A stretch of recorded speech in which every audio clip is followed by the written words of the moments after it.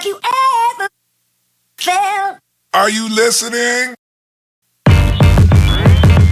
Damn. Howdy people, Cheech here with Fly Fish Food. I've been kind of racking my brain over streamers as normal, but anyway, I've tied some flies lately that are kind of a mashup of a complex twist bugger, a Cheech leech, and a lunch lady all in one. And you know, we've been messing around with the whole hashtag Flugan everything. Curtis did his Flugan blinger. So this one is going to be called the Flügenzombie because it's basically eaten all these other flies and created a monster. So anyway, this is the yellow and brown version. It's pretty cool. But we're going to tie this one today. This one is the kind of a gray and tannish color.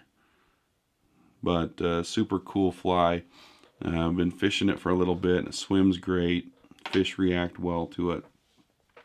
So we'll get started. The back half is a Daiichi 2461 size 1. And I'm just going to use black Danville's 210 denier. So the tail's pretty bushy. I'm just going to use a few clumps of tan and a few clumps of gray. Just like the other flies, it's real messy until it gets finished.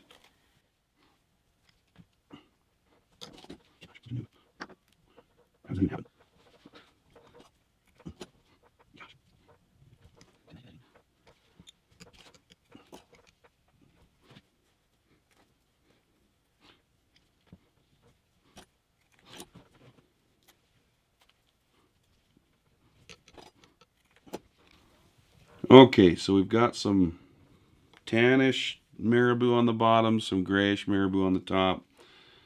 And as you can see, we got a bunch of bulk back here, and usually that's a bad thing, but with this complex twist style, it won't even be a problem at all. What we're going to do is we're going to take a piece of muskrat gray schlappen. We're going to tie it in with some tan schlappen and the kind of goldish polar chenille. What color is this called again? Gold UV polar chenille. So we'll tie in one piece of schlappen at a time.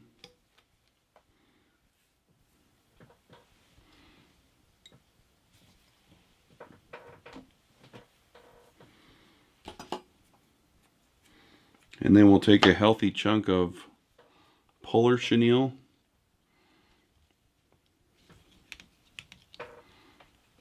Just kind of wrap those all down and advance your thread forward. Okay, now I'm going to take a gator grip. Curtis has the mini version. And we're just going to clip all these together. And then stick a dubbing twister tool into the loop of the gator grip and twist those up. And not a whole lot at first. Just get a few twists and then take your Stanfo comb tool. Just kind of brush it out up and down. And then continue to twist. So at this point you've got a really nice gnarly mess to wrap up the hook shank, and you can take your dubbing twister off. And I use the rotary tool to wrap these forward. It's just easiest for me. Just kind of tease it out. You're going to trap fibers down, that's fine. Let's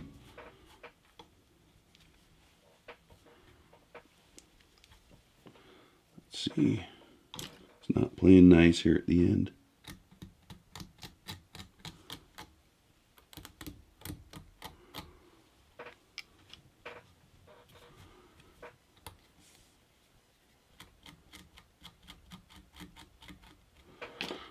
And I'm just going to tie off that rope of nastiness. And find my hook eye through all the mess and make a few wraps in front.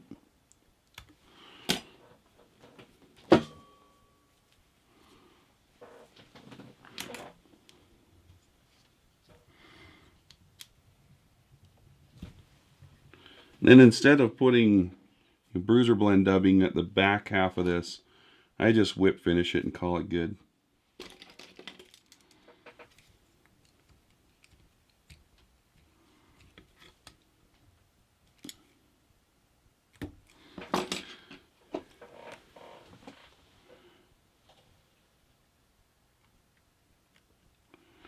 And add head cement or flow or whatever you want.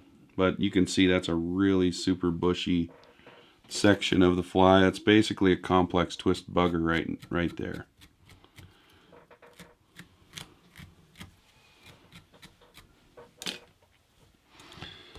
Okay, for the front half of this fly, we've got a Gamakatsu B10S size 1. And we're going to use these ball's eyes. And this is just the silver with a green pupil. And they have anodized red, anodized green. And then actually, on this one, I just used the lead double pupil eye, which turned out really good. It's not quite as heavy, so what I did for this one is I actually ran some 030 lead up the body to kind of give it the same sink rate.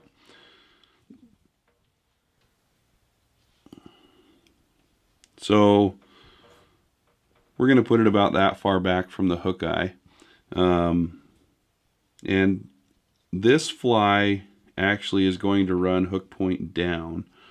And the reason for that is it's not a fly that's designed to sink super fast. It's kind of more of a suspending fly.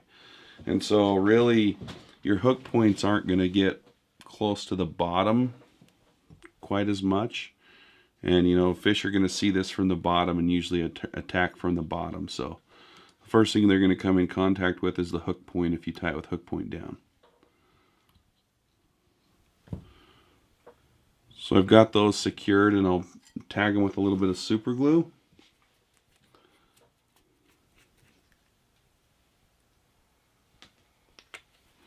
And now I'm going to take some articulation wire, just run that down the hook shank.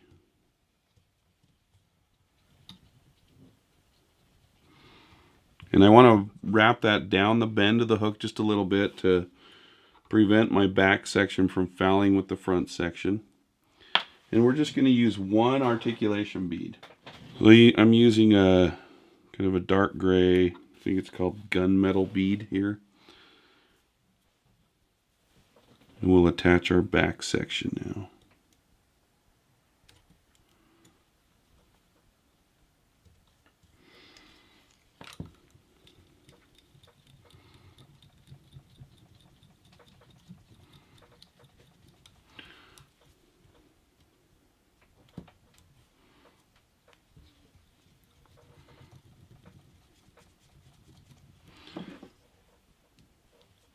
You see how I've left a little tag section here. I'll cut this additional wire off about the same length and then fold those over and tie them down.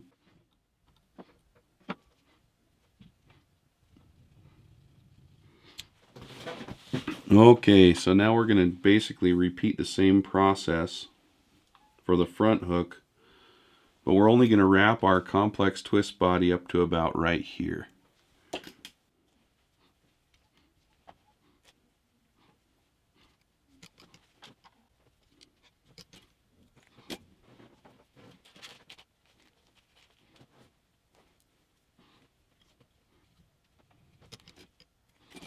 So again, a few generous clumps of marabou in the back, pretty messy.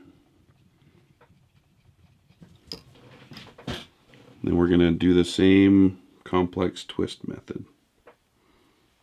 This is where Curtis goes in fast forward.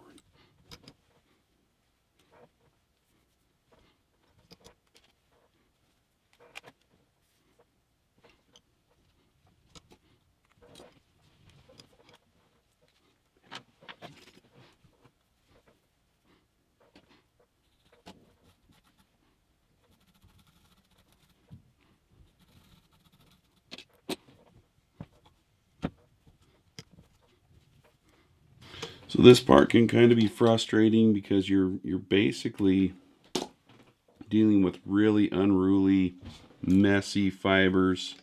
And just don't worry about it because it's all going to get covered up here at the head. It's supposed to be really messy and nasty back there. So you can see that's a bad hairdo. Bad hair day, I should say.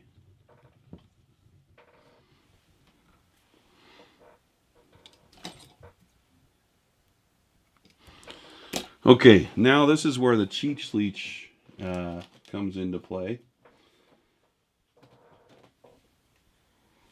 So I'm going to take 2 pieces of marabou and tie them in by the tip.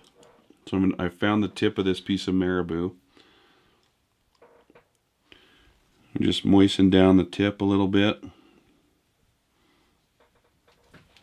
So a piece of the tan, a piece of the gray.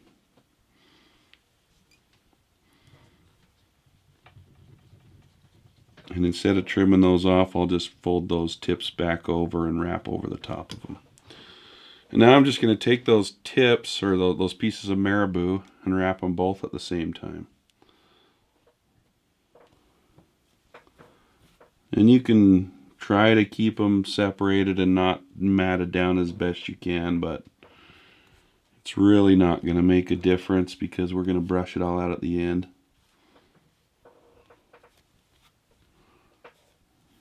This can be another frustrating part of this fly, but again, just do the best you can, and once you brush it all out, it will look pretty good.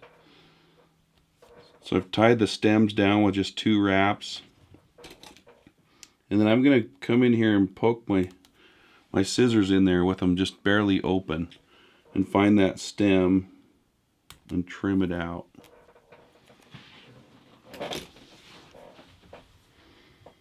And then pull all those back and make a couple strong thread wraps right behind over the tops of all those marabou pieces, and it will really lock those down for you.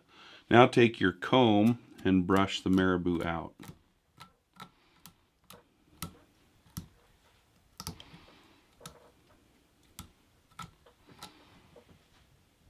Yeah, just like that. Another influence from the cheech leech is we're going to put some silicone streamer legs on there. Okay, so I've got 4 pieces of matching silicone rubber legs. I'm just going to kind of find the middle of those and tie one section on one side of the eye. I'm going to pull it down and under the eye and back on the other side. And that's my tie-in technique for these. And I'll probably wait to trim those. They stay out of the way a little bit better if I leave them all attached. So the cheech leech had a head made of semi-seal, and so we're actually going to put the lunch lady head on this one. And one of the common mistakes that I've been seeing with the heads on lunch lady style flies is people use way too much. And so bruiser blend dubbing is an acrylic, so it doesn't really absorb water very well, meaning that if you use too much, it's going to make your fly swim all ski-wampus. If anything, use more on the top and use more sparse amounts on the bottom. So for this fly, I'm going to use Alpha Wolf on top and Tan on the bottom. And it's Bruiser Blend Junior. So I'm going to take a clump of the Bruiser Blend and kind of straighten it out like this. And again, I don't want too much.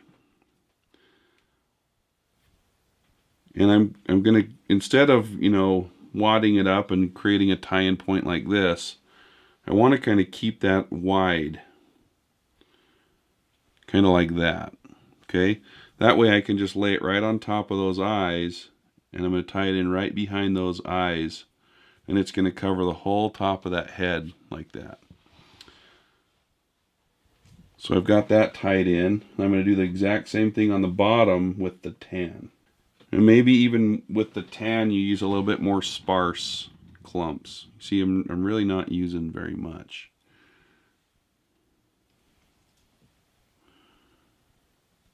And as I cinch these up, I'm kind of pulling forward to try to butt that up against those eyes as much as possible. So now I'm ready to put the next clump on, so I'm just going to advance my thread up here in front of my eyes. And before I would put a clump right in between the eyes, but I've found that that's kind of unnecessary. Before I tie more in though, what I'm going to do is just take a little bit of super glue and, whoa, that's too much. Take super glue and just kind of jam it right here underneath that tie-in point.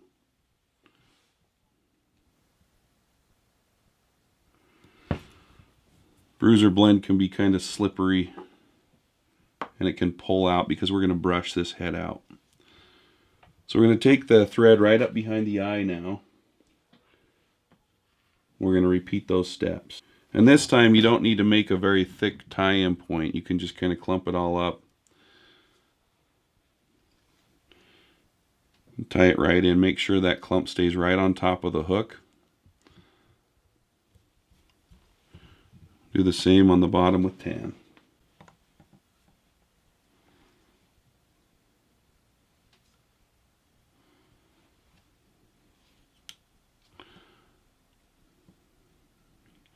So you can see it's wanting to move on me a little bit, and that's fine. You can just grab it and position it just how you want.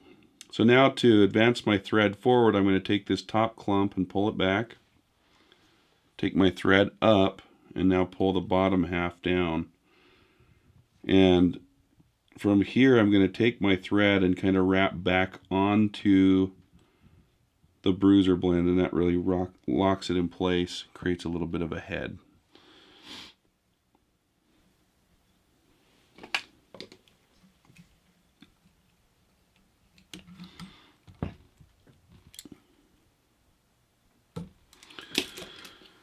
So now I'm just going to whip finish, and I'm going to create a nice little head out of flow for this one. Just a tiny bit, enough to have it soak in just a bit.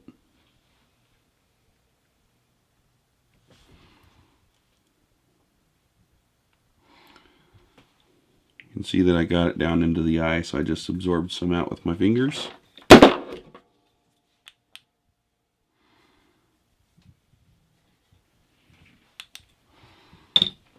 Now I'll trim those rubber legs and then pretty up the head a little bit. So I'm going to brush that out.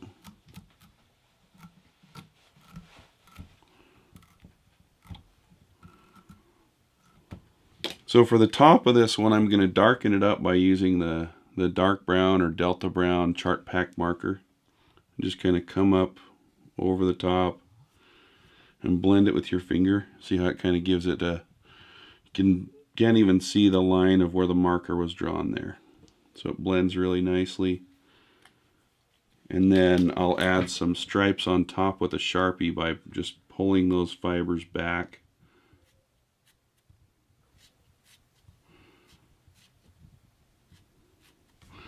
If you do that with the chart pack, it kind of tends to bleed a little bit. So very subtle striping there. And then I'm going to make a little bit of a highlight on his beard, because he's a hipster with a fancy beard. So I'm going to just kind of dab it in here a little bit, and then I'm going to take my finger and blend that all in. So anyway, there's the Flügenzombie. And again, you can tie it in a whole bunch of different colors. And as you can see on these, I even added a little bit of flash over the top, so you can just tie that right in the head of each fly. But, you know, a bunch of different variations you can do with it. Give it a tie, give it a try, give us a message. Let us know if they work for you.